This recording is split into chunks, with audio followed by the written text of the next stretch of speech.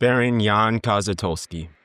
Jan Kozietulski was a Polish officer in Napoleon's service, remembered for one act of daring that etched his name into history. Born in 1781, Kozietulski grew up in a Poland divided by Russia, Prussia, and Austria, a nation that had been erased from the map.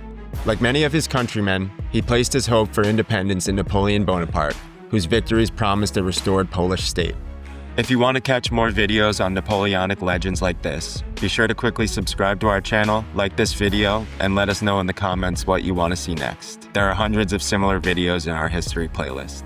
Kozietulski became an officer in the Polish Light Cavalry, the Chevaux Légers, renowned for their speed, precision, and fearlessness.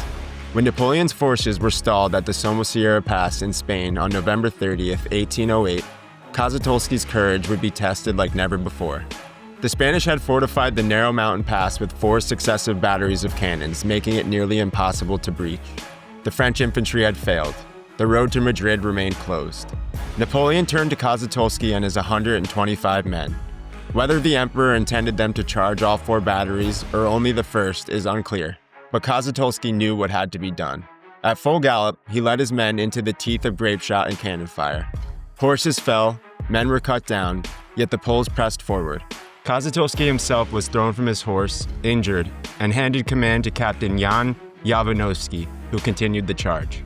Even as officers fell and horses were killed, the survivors pressed on, capturing each battery in turn. Within minutes, the once impenetrable pass was taken and the road to Madrid was open. Napoleon marveled at the feat, saluting the survivors and declaring them worthy of his old guard. The charge cost 2/3 of Kozietulski's men, but it secured one of the most audacious victories of the Napoleonic Wars.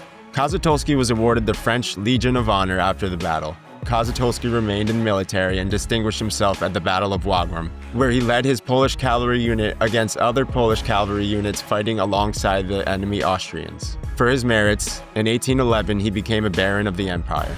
During Napoleon's invasion of Russia, Kozietulski again distinguished himself as a skilled commander during the Battle of Malo-Yaroslavets, where he saved the life of Napoleon by himself, charging between the emperor and assaulting Cossacks. Kozietulski would continue to serve with distinction, but it was that single, blinding charge at Somosierra that defined his legacy.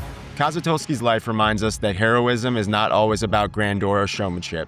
Sometimes it's about courage, resolve, and the willingness to face the impossible head-on. At the tomb of the unknown soldier in Warsaw, the words Somosierra 1808 honor the bravery of Kozietulski and his men, forever immortalizing the moment when a small band of Poles changed the course of history. Kozietulski's story was one charge from start to finish, daring, relentless, and unforgettable.